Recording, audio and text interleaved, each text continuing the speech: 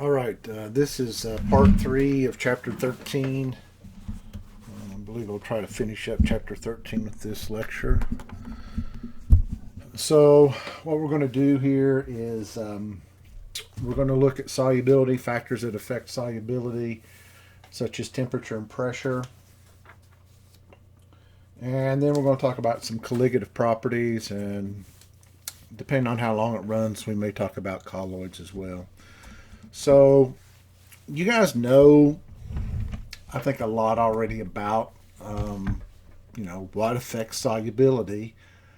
You know that if you have iced tea and you've got ice in there and you dump sugar in, a lot of times it just sinks to the bottom. And you know that if you want a really sweet tea, you've got to add the sugar while the tea's hot. Generally, as temperature increases, solubility of the solute increases. Now, not always. There are some strange substances out there. So, if you look at substances here, you can actually see that this cesium 3 sulfate here, at the bottom down here, you actually see that its solubility decreases as the temperature increases, which that seems strange, especially for a solid, but that is what's going on here. So that one actually decreases. But for the most part, I mean, even sodium chloride is pretty flat line there. It actually decreases maybe a little bit from start to finish here. But for the most part, if you look at the rest of these, they generally increase when you increase the temperature of the solution. Or the solvent, if you want to think of it that solubility. All right. So let's keep that in mind too. Here's a good definition of solubility right there. Solubility. How many grams will dissolve in 100 milliliters of water at a particular temperature?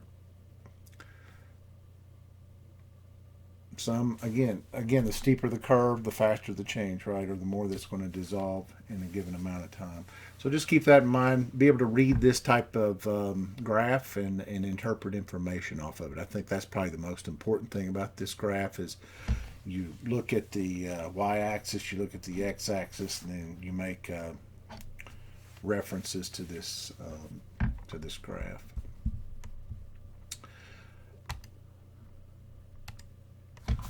All right. When we talk about gases, though, dissolving in a solvent or in a solution, you know that if you open a hot pop or soda, you hear the gas coming off, and you know that it's going to be flat fairly quickly. If you want to reduce the amount of CO2 coming out of a pop or soda, that you chill it first, get it really cold, and when you open the top, it doesn't make quite the loss of CO2 sound.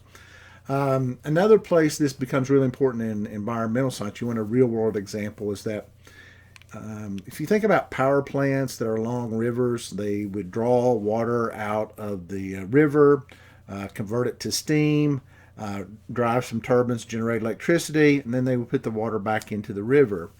And they started noticing that there was dead zones around those places because as that warm water went back into the river, it was depleted of oxygen because as temperature rises, the solubility of gases decrease. And so they were getting fish kills and eutrophication of the river from fertilizers and things like that. And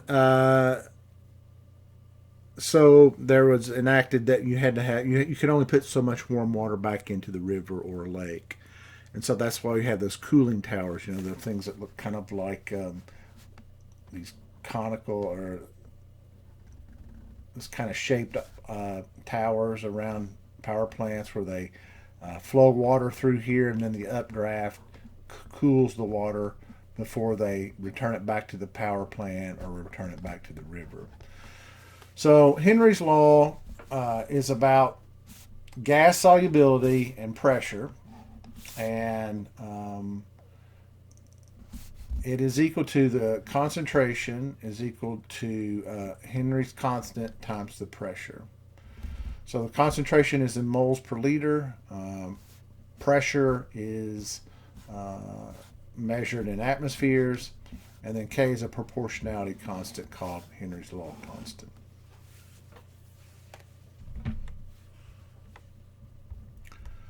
So probably a better example is actually the Coke example. So let's see if this describes what's going on here. So in this first experiment, or this first diagram, you see the solute gas dissolved in the liquid, and then you have the solute that is in the headspace above it, as we call it. And there's going to be an equilibrium here, that a certain amount of gas will escape the liquid and a certain amount of gas will return back to the liquid. And this will happen until both of these have the same concentration of gas here and here. Now, if the concentration is greater in the liquid, then more gas will escape until both concentrations are the same. Or if there's more gas in the headspace, then gas solute will go back into the liquid until things are of the same temperature. Of the same concentration. So the reason why I was thinking temperature again, I was thinking about our bottle of pop. So let's say you have a bottle of pop. You know that once you open it up, let's say here's the headspace here. The concentration of the CO2 gas bubbles has to be the same as the concentration of the CO2 gas bubbles in the liquid. So when you take the cap off, the CO2 is escaping. And so if you leave the cap off, then more carbon dioxide comes out of the pop and the pop gets flat. So I know you've probably seen at stores the Fizz Keeper. And with the Fizz Keeper, there's this little pump that you put on you screw it on the top of the bottle. And so after you pour out some pop and you've got some headspace here that doesn't have much CO2 in it, then you pressurize this. And you pressurize, you pump this up and down, and it pressurizes the container. And they say, well, it'll keep your pop from going flat. But here's the thing. I agree it increases the pressure, but Henry's law says the concentration above the liquid in the headspace and in the liquid has to be the same. The concentration of CO2 in air is nowhere near what the concentration is in the pop here. So even though you're pressurizing it over the long run, since there's not that much CO2 up here in the headspace, CO2 is still going to escape the liquid until the concentration of the solute gas particles, in this case CO2 is the same both in the headspace and the liquid. So this doesn't really pump more CO2 in, because the amount of CO2 in regular air is not that much. Remember, the major gases in air are nitrogen and oxygen, and CO2 somewhere in there, but it's a very, very small amount. So just keep that in mind. That little Fizz Keeper, you might debate that the pressure helps a little bit, because there is that pressure component, right? Concentration is equal to K times the pressure, but the concentrations eventually have to become equal. May make it a little harder, may slow down the kinetics of the reaction. How about that? But over time, you're still going to get some flat pop there. All right, so it says calculate the concentration of carbon dioxide in a soft drink that was bottled under a partial pressure of 5 atmospheres. That generally is about what the headspace pressure is, about 5 atmospheres. 3 to 5, we'll say that. I think more like 3, not 5, but 3 to 5 atmospheres above the pop solution, if you want to call it that. Another thing that's done is a lot of times it's the water temperature is cooler than room temperature when it's bottled, and that again allows more CO2 to be dissolved. So what is the concentration of carbon dioxide before the bottle is open, and what is the concentration after the soda's gone flat at 25 degrees. All right, so the Henry's Law constant for CO2 and water at this temperature, so they're telling you that. This has to be given. So we have concentration is equal to K times the pressure, and we know that this is K here, so let's label it. Assume that the partial pressure of CO2 and air is 0.0003 atmospheres. Oops, I need another zero in there, so we'll put it right there. Atmospheres, okay. And that Henry's Law constant for the soft drink is the same as that for water, all right? Henry's Law constant for the soft drink is the same as that as water. All right, so before the bottle is open, you have 5 atmospheres of CO2, and that's the partial pressure. And then the partial pressure of CO2 in air is only 0.0003 atmospheres. So keep that in mind. So before the bottle is open, let's look at that. That's going to be pretty easy, right? So at 25 degrees Celsius, Henry's Law was this. Concentration equals Henry's Law constant, or proportional constant, times 5 atmospheres. And here's where you got to watch your units again. When you multiply concentration, or Henry's, what am I trying to do? Henry's constant times the pressure. You know you've set this up right because the atmospheres cancel out. This is in the denominator. This is in the numerator. They cancel out, and you get a concentration, moles per liter. So the concentration, if you want to think of the bottle here, in the head space and in the liquid is 1.6 times 10 to the negative 1 moles per liter. Pretty concentrated, 0.16 moles per liter. Now we unscrew the cap off. All right, cap goes off. Now you're exposed to the atmosphere, and the partial pressure of carbon dioxide in the atmosphere is only 0.0003 atmospheres. Again, multiply that by Henry's constant for carbon dioxide. Atmospheres cancel out, and the concentration drops to 9 times 10 to the negative 6. A huge difference. I mean, that's 10 to the 5th right there if you just look at the exponent. And actually, it's closer to, well, that's almost 1, so it's like more like 10 to the 4th. But still, a huge difference. Huge difference. A little more greater than 10 to the 4th. So no wonder pop goes flat. So what you want to do is you want to, if you pour some pop out, you want to squeeze the bottle and get the pop back up here. So there's not much head space. So there's not much space above it. And therefore, it's still, you'll lose some CO2 until both concentrations are the same. But you're not filling up, let's exaggerate it. After you pour out some Coke, you only have this much left. You're not having to fill all of this headspace up so that the CO2 concentration here and here is the same.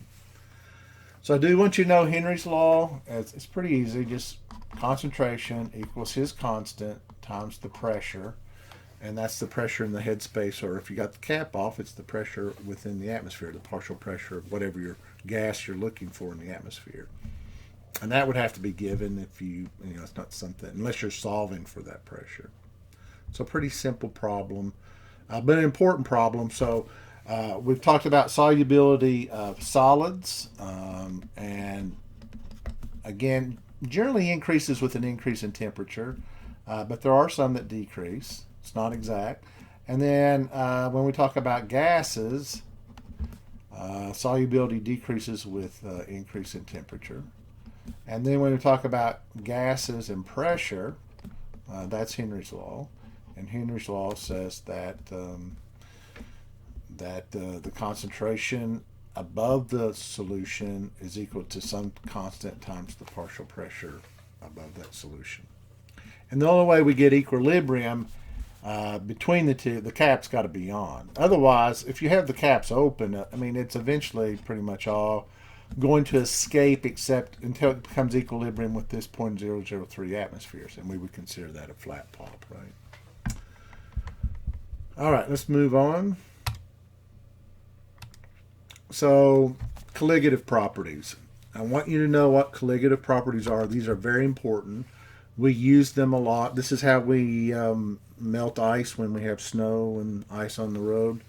So colligative properties are properties that depend only upon the amount of solute particles dissolved in solution.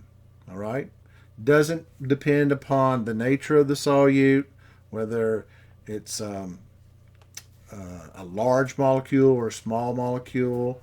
It doesn't depend. It's just the number of particles. It doesn't depend if it's ionic, other than how many particles do you get out of an ionic substance. Do you know your solubility rules? That's an important part for this one. But colligative properties just depend on the concentration of particles. That's the best way to think of it. Concentration of particles in solution.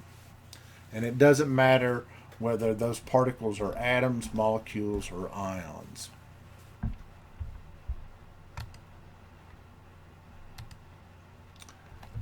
So Rayout's law, I want you to know this, and I think you're going to have, if you're taking Chem 180 lab, I think you're going to do a Rayout's law lab. So here's the key right here. Make sure you know this part right here. So I like to show Rayout's law like this. Let me just give you an example.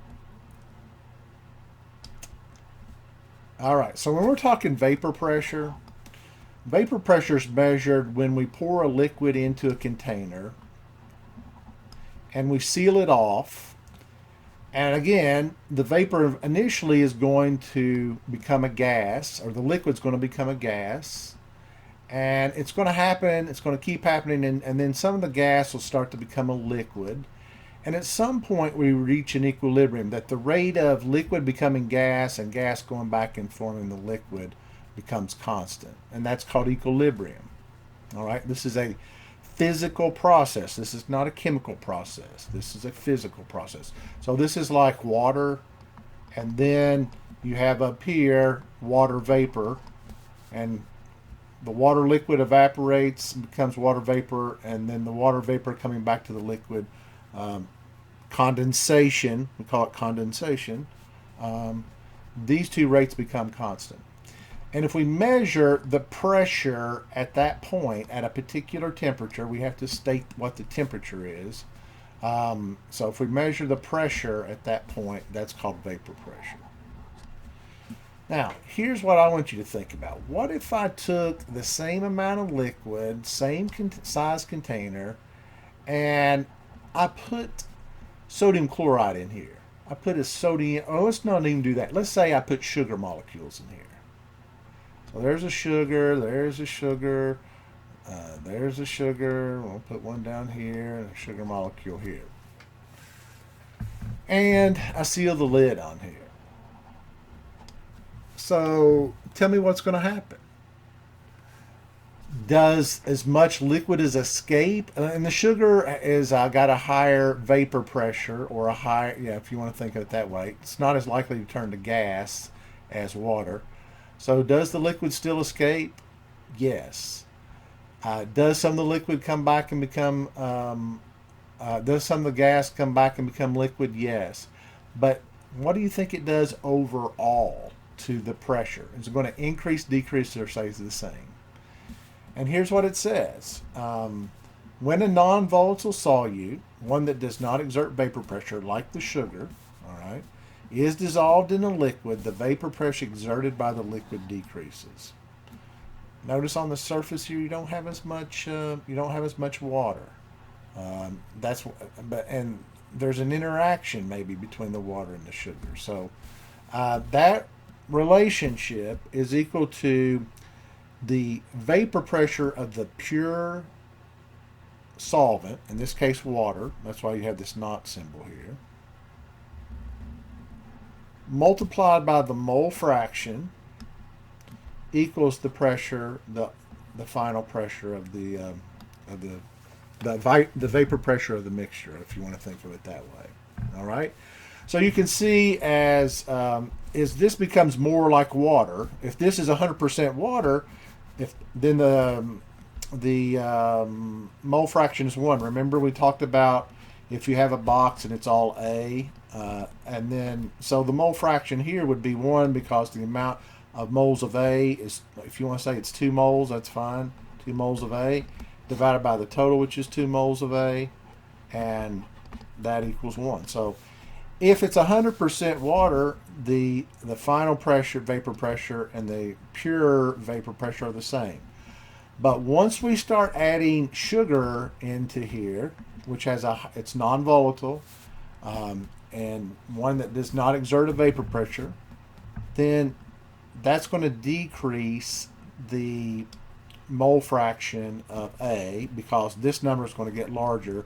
You're going to have what? We got 3 sugars here, so we'll say 3 moles of sugar. This now becomes 5. 2 divided by 5 is 0.4. And so we went from a mole fraction of 1 in pure water to a mole fraction of 0.4 when we have sugar in water. So that's what I'm trying to symbolize there. So that's Rayout's law. You got to know this law. It's used a lot. It's a lot of people don't think we use it that much, but it comes up a lot. It actually does. Okay, so that's what this is showing. This is, you remember when I talked about this? I said if you only have 2 components in the container, then everything in here has to equal 1, right? So if you know that A is, in this case, this would be, there's only 4 moles in here, so you have 2 moles of A over a total of 4 moles of a total of 4, then the mole fraction is 0.5, okay? And then if I say 1 minus 0.5, that'll tell me what the mole fraction of the other substance is, which is 0.5 as well, since it's split. So what they're saying here is x1 is equal to 1 minus x2. And then we're going to substitute in for this x1, this 1 minus x2.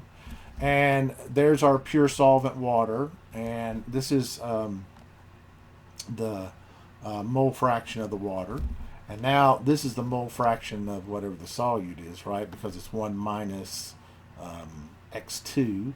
And then if we multiply this out, we get this. And then we find out the change in the pressure is equal to the mole fraction 2, the solute mole fraction times the initial, the pressure, the vapor pressure of the pure solvent. All right, so that's what that's showing there. All right, the vapor pressure of the pure solvent minus the pressure with the non-volatile solute added, that's the change in pressure, we can measure that, is equal to the mole fraction of the non-volatile solute plus the, or multiplied by the vapor pressure of the pure liquid. So look over that. I mean, the whole thing in Chem 180 is a little different in 170. You're trying to understand why things happen that you can see the vapor pressure decreases when you add a non-volatile solute, such as sugar. We can measure that directly in the lab, and then here's the mathematics to explain it. So we started off with mole fraction of the water is equal to, or let's see, the pressure of the water is equal to the mole fraction of the water times the initial, times the vapor. Let's do this again. The vapor pressure of the solution is equal to the vapor pressure of the, or the mole fraction of the water times the vapor pressure of the pure water. All right. So let's go back and make sure I did that correctly. But all right. So that's what we have right here. The pressure of our solution is equal to the mole fraction of the water times the vapor pressure of the pure water, the solvent. And then what we're interested in is how does when we add this non-volatile solute, what happens here? And so that's what we're looking at in this equation right here. The change in pressure is equal to the mole fraction of the non-volatile solute times the vapor pressure of the pure solvent. So if you understand this, then you get to the problem. So this is the type of problem you're going to see. It says calculate the vapor pressure of water over a solution made by dissolving 225 grams of glucose. Notice they use sugar too. You go, why am I using sugar and why is the author using sugar? Because sugar is a one-for-one particle, right? So if I have a mole of sugar and it dissolves in water, I have a mole of sugar molecules dissolved in water. Because sugar is a covalent compound, it's a molecule. It doesn't dissolve. It doesn't break apart into components like CH4 and CO2. It stays intact. Now, if I take table salt and I dissolve that in water, I get two particles. I don't get one particle. I get sodium ions and chloride ions.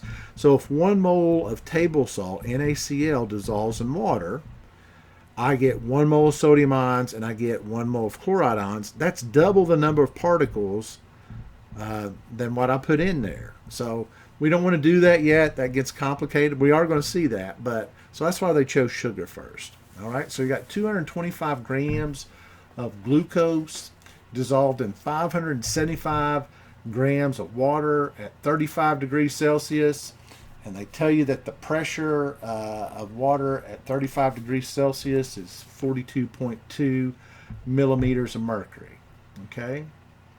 That's going to be given in a table. In fact, I don't know if you remember, I don't know if that was covered in your class, but in our class, last semester you guys did some water displacement and you collected a gas in a tube and you collected all that gas and then you could figure out how much gas was collected, how many moles of gas was collected, and so forth. You heated maybe mixed the hydrochloric acid with zinc, and then you collected the hydrogen gas off of it. And if you're going to actually determine the total pressure in here, this is Dalton's partial pressure law. It's actually equal to the pressure of the gas generated, but you also got to take the pressure of the water vapor. And so that pressure of the water vapor, you look that up in a table and it says 35 degrees Celsius. The pressure of water is 42.2 millimeters of mercury. That's the column of mercury that can be suspended by this. All right, so we got to do mole fractions, right? So what you need here is you need the molar mass of glucose and water. And so we've done glucose already. It's 180.2. And then water, you can do that one. It's 16 for the oxygen, 1 for each hydrogen. There's 2 hydrogen. There's the molar mass of the hydrogen, or molar mass of the water. All right. So we're ready to start the problem. So this is what you could stop here. Oops. Stop here or back it up one and stop and then see if you can figure this out. So the first thing you have to do is you have to convert the glucose to moles. And then you got to convert the water to moles. And then you're going to find the mole fraction of the water. So the mole fraction of the water is the number of moles of water you have divided by the total number of moles present. And so there's the mole fraction of the water. And make sure you label this. Make sure you label this stuff. That's where students make a problem here. They make a mistake. So if I want to know what the pressure of the water is, I'm going to take the mole fraction of the water. I'm going to multiply it by the pressure of pure water at 35 degrees Celsius, which is this. And so the mole fraction of the water is it's less than 1 because we added the sugar to it. And that's how you're going to keep it straight. You know that if it was all pure water, the mole fraction would be 1 here. But you don't have that. You have the water divided by the sugar's moles plus the water moles. That's going to make this mole fraction less. Okay? And so when we multiply this, we do see the vapor pressure of the solution decrease. So the vapor pressure over the water over the solution has gone from If it was pure, it would have been, if it was just pure water, it'd been 42.2 millimeters of mercury. But because we have this non-volatile solute added sugar, glucose, it decreases the pressure to 40.6. Now, you may have some questions like this on the or on a quiz or something, and it asks for it in atmospheres. And if you have to do this in atmospheres, all you have to do is say 40.6 millimeters of mercury, and then you know that there's 760 millimeters of mercury in 1 atmosphere. So don't get hung up on that. That's again another Chem 170 thing when we talked about gases. So just be careful with that. All right. Not hard, it's just a lot of little components. I mean, we talked about Henry's law now, and concentration is equal to his constant over pressure. And now pressure, 1 is equal to the mole fraction times the pressure of the pure solvent. And so there's another equation, Rayau's law.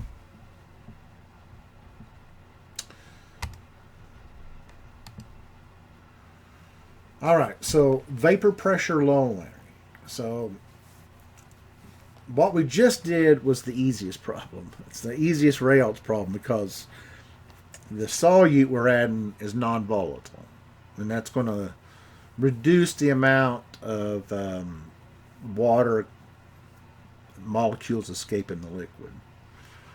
But what if both components of the solution are volatile? So here we're adding something like water plus alcohol, because alcohol will dissolve in water, at least the simple ones will. So what happens if both components are volatile? How does this work? So the vapor pressure of the solution is the sum of the individual partial pressures.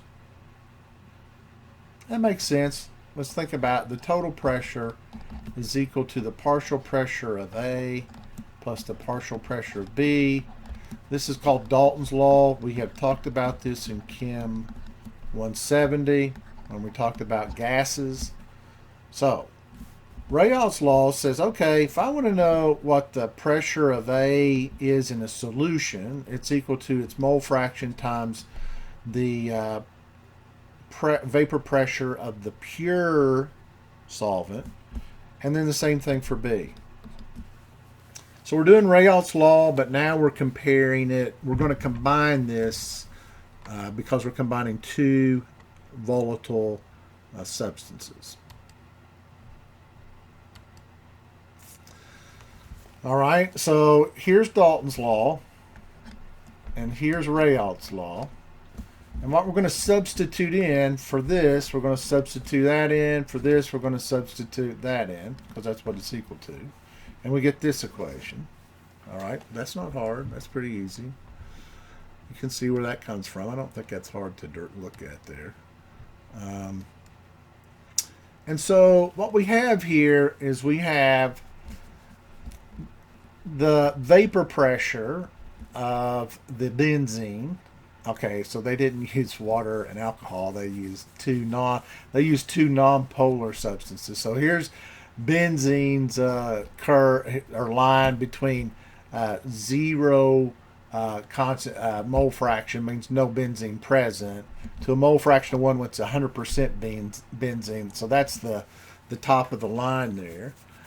And then the vapor pressure of the toluene, here the toluene would be 0 because it's all benzene. And here's where, when the benzene is 0, this would be 1 for the toluene. All right? So that's what you got to be able to... I want you to be able to interpret this graph or this plot. It's actually a plot. I want you to be able to interpret this plot.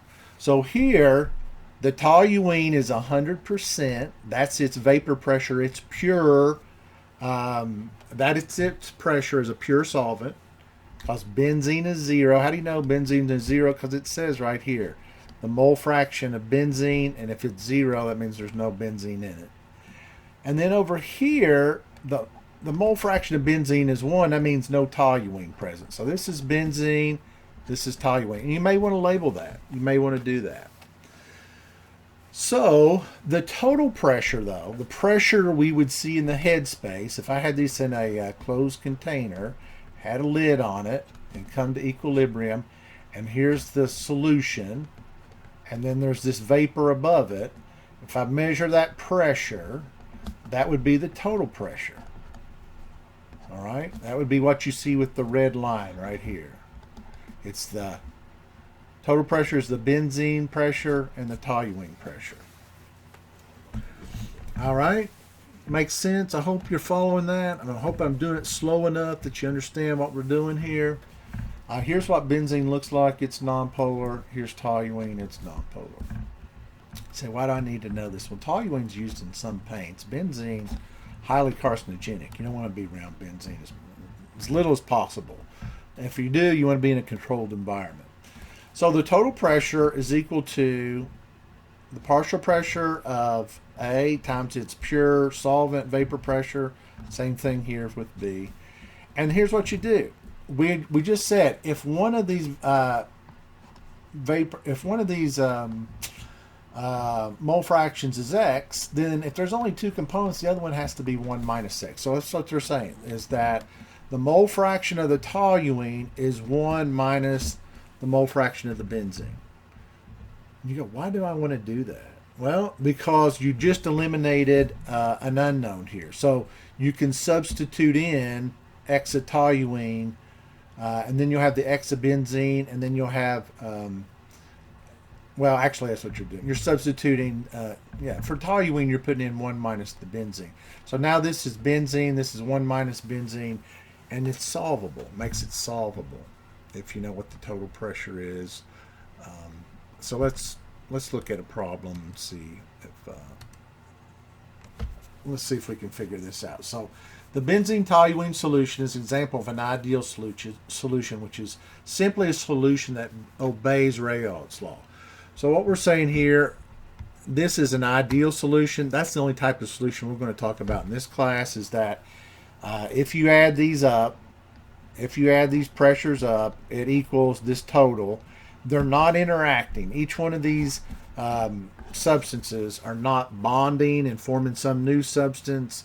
And so it is the sum of these that give us the pressure of the benzene, the pressure of the toluene.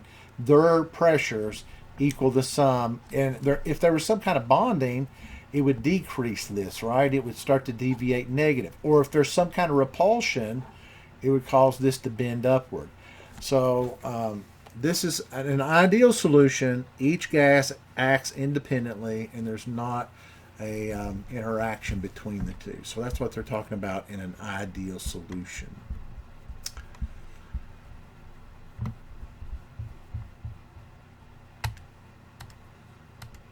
And that's the only type we're going to talk about in this class. Now, you get into advanced classes, you'll do the other.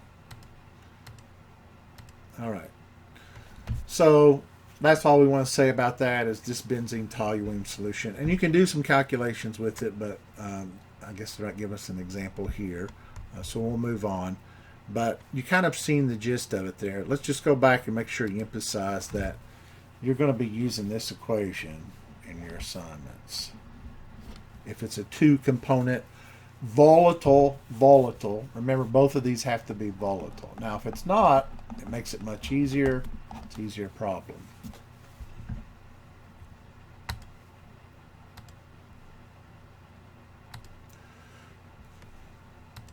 All right, so boiling point elevation.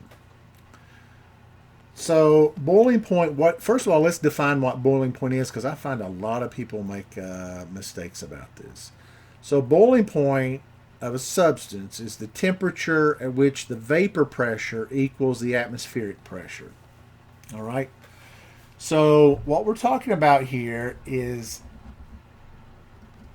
you have a liquid, you have atmospheric pressure here, and a bubble forms that has the same pressure as the atmospheric pressure. So what temperature does that bubble form is the boiling point. temperature at which the vapor pressure equals the external atmospheric pressure. Because the presence of a non-volatile solute lowers the vapor pressure, which we saw with Rayau's law, it also affects the boiling point relative to a pure liquid.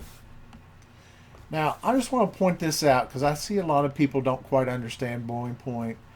And the reason why is generally when we talk boiling point, we're talking normal boiling point. Normal boiling point. Normal boiling point is when the atmospheric pressure is equal to 1 atmosphere above the liquid. If I put this liquid in a vacuum and I pull all the pressure off, this boils at a much lower temperature because the atmospheric pressure here is 0, and so this stuff starts boiling because there's no pressure up here.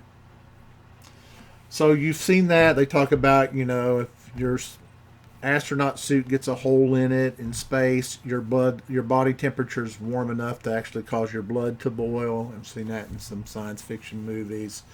Maybe you can look at it on YouTube where they take different solutions or liquids and put a vacuum over it and it starts boiling. I mean, you can, but I think what it is we're so fixated on normal boiling point, and that means 1 atmosphere pressure above the liquid, and that's what we should think. That's what normal boiling point is. But notice it didn't say normal up here. It's just defining what is the boiling point.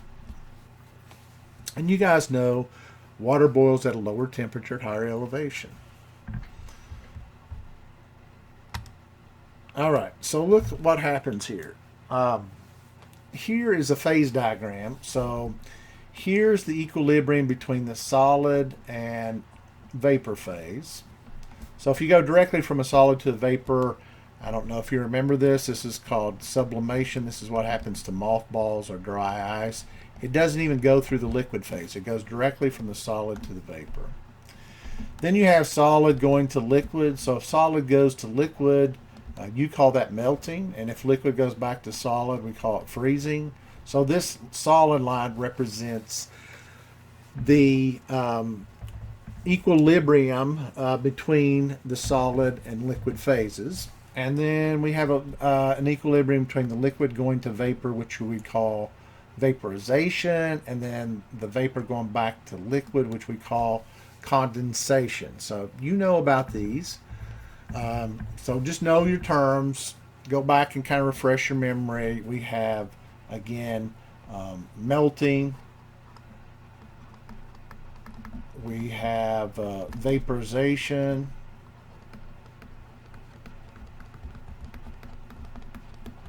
We have condensation. Actually, I should put that there, right? Condensation. And then, let me do this over. I'm not too crazy about what I just did there. Let's do a better job here. Let me erase all that. I don't like that. It's not going to let me erase it. Okay. All right. I don't think it's going to. All right. Let's try this again. So we have a solid, and the solid goes to a liquid. And you know that that's called melting. I'll just put it in here. And a liquid goes to a gas. You know that is evaporation, or we just say vaporization for short, all right? If a gas goes back to a liquid, we call it condensation. If a liquid goes back to a solid, we call it freezing, all right? So that's what I want you to get out of this, okay? Let's do that. All right, so Rayau's law says that if we add a non-volatile solute, it causes the pressure to drop, and that's what this dotted line is. So we see that happening. And the same thing here, the liquid and the solid, we could see that adjust as well, that it would drop back. So the difference between here, where we were in a pure solvent, and here we are in a mixture, that is called boiling point elevation. So we have to increase the temperature. Let's look at the temperature. You have to increase the temperature this much to go from here to here. So from here to here, you have to increase the temperature that much. That's why it's called boiling point elevation. Now, same thing here between freezing and melting. So this is depressed. The freezing point is depressed. And you guys know this, like, again, when you add salt to ice, it takes a lower temperature for the water to freeze. So this is how much it is depressed as we go from, they show it like here to there. Another thing to point out is this 1 atmosphere, this is normal boiling point, all right?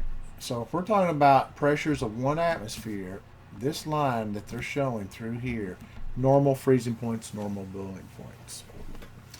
So I hope that's as clear as mud. But that's what happens is when we add a solute to a pure solvent, we see this vapor pressure line drop, and therefore it takes more energy to get to that new line, and that's called boiling point elevation, that difference. And here the gap is called freezing point depression, because now it takes a lower temperature here on this line to get this to freeze at a particular pressure. Now, that's what ice skating does. If you want to know what ice skating does, so the water's frozen and you're increasing the pressure because you're putting all of your weight on that one little steel blade. So if the pressure goes up tremendously, then the boiling point, the melting point drops, or the freezing point drops. And so the ice, what happens is it becomes water as it goes, as the pressure hits that blade, it becomes water. That reduces the friction, allows you to glide on the ice very easily. So there is we like a temperature right at 32, or a little bit, maybe just a little bit less, but then the pressure of your blade actually causes where the blade comes in contact with the ice to become water, and that's why it's so easy to glide through the ice on ice skates. So that comes out of this too. So what I want you to get out of this is that when we add a particle to a pure solvent and it dissolves, we get freezing point depression, takes a lower temperature for something to freeze, and we get boiling point elevation. It takes a higher temperature to get something to boil. And you can do this at home. You can put a thermometer in your saucepan of water and then measure what the temperature is. Then throw you some table salt in there, like before you're about to boil some spaghetti, and let it all dissolve, let it equilibrate, and you're probably going to see that you should see the temperature of the liquid rise, or the solution now of salt with water rise. Now, if you notice that your water doesn't boil at 100 degrees Celsius exactly, it's because there's already things dissolved in the water. There may be some fluoride ions and some other ions already in the water. So don't expect, or it could be the pressure's different. If it's a low pressure day, like it's raining today, doesn't take as we're just slightly under 1 atmosphere. You don't need as high a temperature for boiling to occur here or here. So just keep that in mind. Neat stuff. I think this is neat. You want to know how ice skates work? You just found out. Okay. So boiling point elevation, the change in the boiling point is proportional to the molality of the solution. And so the change in the boiling point is equal to the boiling point elevation constant and the molality of the solution. You need to know that equation. It's not hard to remember. Probably what's a little harder, and just make sure you look at it, it's degrees Celsius per molality. Those molality units have to cancel out so you can get the change in the temperature. Now, here's another thing. This is where most students make a mistake. When you calculate this, you are not calculating the new temperature. You're calculating the change in the temperature, not the new temperature. And I'll stress that as we go along, but this doesn't solve for T, it solves for the change in temperature. So make sure you remember that. That's really important. I see a lot of students make a mistake about that. All right, so normal boiling points, and then here are the boiling point elevation constants. You may refer to this when you may want to print this off. I mean, if you have some homework problems or a quiz problem and you need to look one of these up, you don't want to spend a lot of time looking these up. So these are common. You may want to print these off. So you got the boiling point elevation constants and you got the freezing point depression constants for these major solvents that we use in chemistry: water, benzene, ethanol, acetic acid, cyclohexane. Here's something.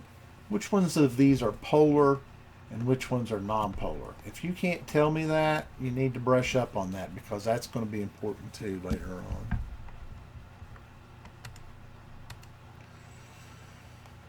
All right, so what happens when I dissolve enough sugar, because it's it's not salt, and it's only a one-to-one relationship here, non-electrolyte, so that means it's not a salt, right? A salt would be an electrolyte. It would break apart into ions, and we would have an electrolyte.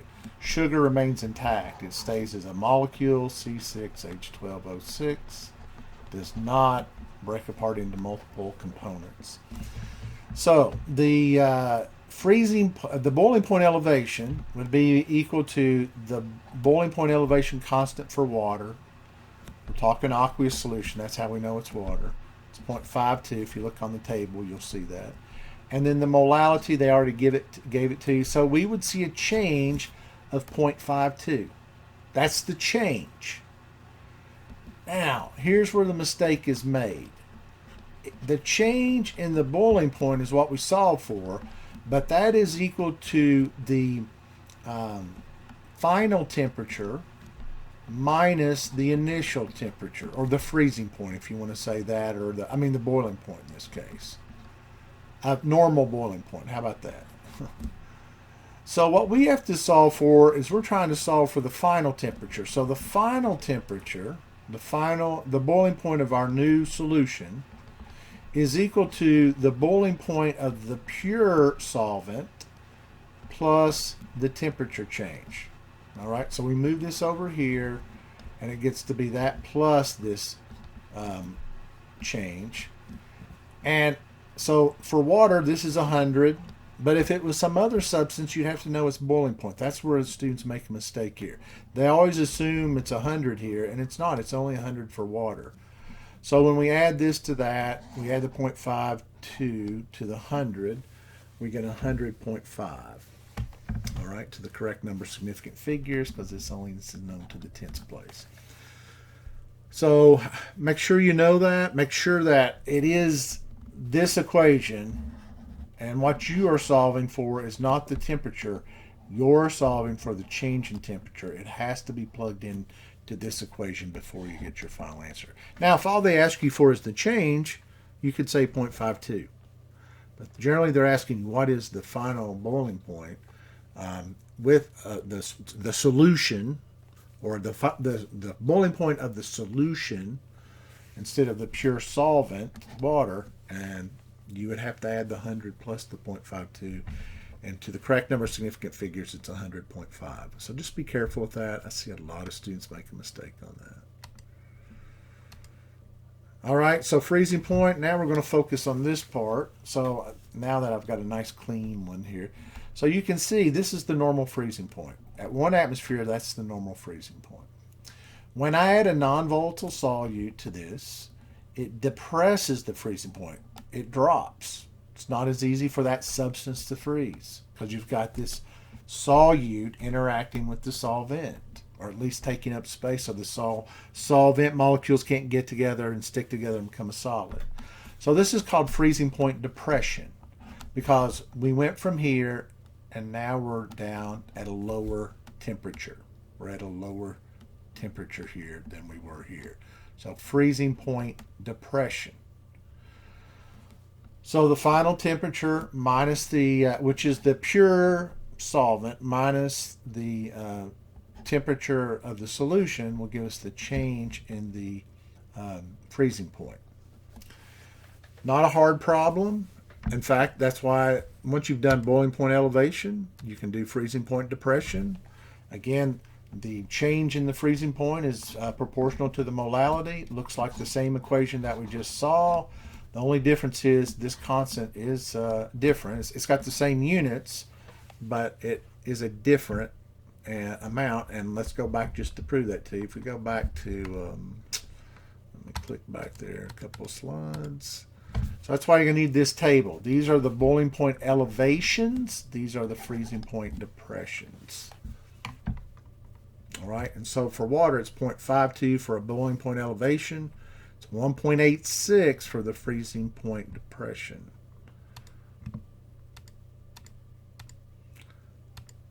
All right, so here we go.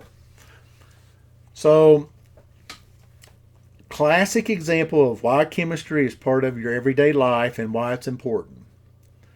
So you had an old car. Let's say back in you're in the early 1900s when cars first came out. Got an engine. You got to have you got a radiator. Radiator pumps water through it to cool the engine off so it doesn't overheat. And you leave the car out one night and it gets below freezing, and all you have is water in the radiator. Water freezes, it expands, cracks the block of your engine, your car's shot. So then people started putting just alcohol. Pour alcohol in there. Put alcohol in there, has a lower freezing point, and therefore it takes a lower temperature for the alcohol to freeze, and so works pretty well. But alcohol generally, I forget what the boiling point of alcohol is, but we find that if we have a mixture, we get that boiling point elevation. So we jump to today. Today we use ethylene glycol. So here it is, ethylene glycol. Here's the chemical formula for it. Common automobile antifreeze. And here's what a lot of people don't understand today, and I see this a lot. Oh, antifreeze. I just fill my entire radiator with antifreeze. Nothing else. The whole thing is antifreeze. You're not going to get the most protection if you just put antifreeze in the car. You need a mixture of antifreeze and water. You need a mixture of distilled water and antifreeze. All right? So water soluble is fairly non-volatile. All right? And the boiling point for this the ethylene glycol, that's why we use it. It's water soluble, fairly non-volatile, and its boiling point's 197 degrees Celsius. Now, take into account that water is 100 degrees Celsius. So you want some water, and you want a mixture of this so you can elevate the boiling point of this even more to protect your car.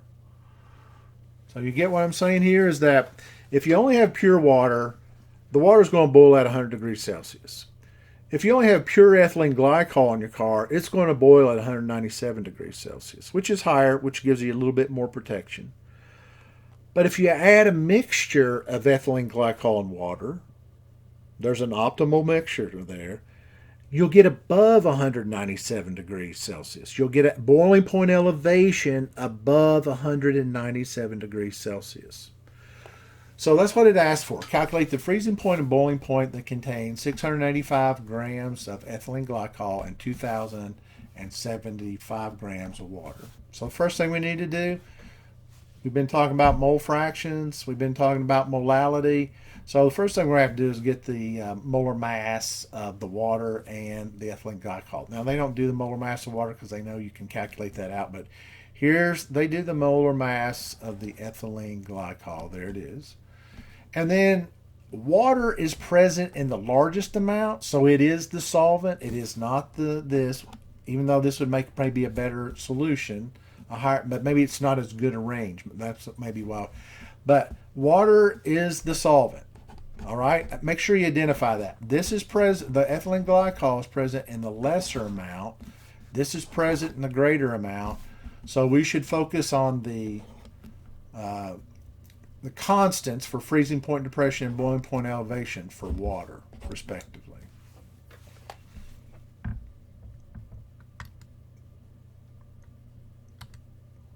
All right, so we take our molality, which is, well, first of all, let's convert these to moles, all right?